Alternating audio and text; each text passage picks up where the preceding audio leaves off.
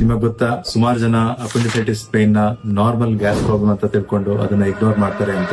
Morning ನಿಂದ ನಿಮಗೆ ನೋವು ಸ್ಟಾರ್ಟ್ ಆಗಿ ಅದು ನಿಧಾನಕ್ಕೆ ಜಾಸ್ತಿ ಆಗ್ತದೆ ಅಂತ ಹೇಳಿದ್ರೆ ಅದು ನಾರ್ಮಲ್ ಅಲ್ಲ. ನಮಸ್ಕಾರ, ನಾನು ನಿಮ್ಮ doctor Nandan Ashok, surgical gastroenterologist and hepatobiliary surgeon, Mangala hospital, Haasan.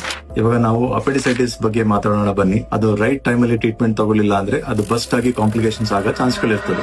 Appendix ಅಂದ್ರೆ ನಮ್ಮ ಚಿಕ್ಕ ಕರಳು ಮತ್ತೆ ದೊಡ್ಡ ಕರಳು ಜಾಯಿನ್ ಆಗೋ ಜಾಗದಲ್ಲಿ ಚಿಕ್ಕದಾಗಿ ಅಪೆಂಡಿಕ್ಸ್ ಅಂತ ಎಲ್ಲರಲ್ಲೂ ಇರ್ತದೆ. ಅದು ಬ್ಲಾಕ್ ಆದಾಗ ಅದ್ರ ಇನ್ಫೆಕ್ಷನ್ ಆಗೋದಕ್ಕೆ ಅಪೆಂಡಿಸೈಟಿಸ್ ಅಂತ ಹೇಳ್ತೀವಿ. ಇದರಿಂದ ಯೂಶಲಿ ನಮ್ಮ ರೈಟ್ ಲೋವರ್ ಅಬ್ಡಮನ್ ಅಲ್ಲಿ ನೋವು ಬರ್ತದೆ, ನಾಸಿಯಾ ಬರೋ ಚಾನ್ಸ್ ಇರ್ತದೆ, ವಾಮಿಟಿಂಗ್ ಆಗೋ ಚಾನ್ಸ್ ಇರ್ತದೆ, ಅಂಡ್ ಅದು ಬಸ್ಟ್ ಆದಾಗ ನಿಮಗೆ ಜ್ವರ ಮತ್ತೆ ಚಳಿ ಬಂದು ಹೊಟ್ಟೆ ಗಟ್ಟಿ ಆಗೋ ಚಾನ್ಸ್ಗಳು ಇರ್ತದೆ.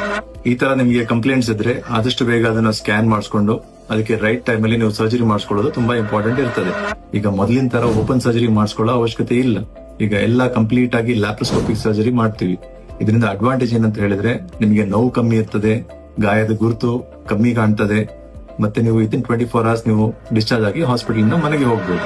ಅಪೆಂಡಿಕ್ಸ್ ಬರ್ಸ್ಟ್ ಆಗೋ ತನಕ ವೇಟ್ ಮಾಡ್ಲಿಕ್ಕೆ ಹೋಗ್ಬೇಡಿ. Early treatment is always better.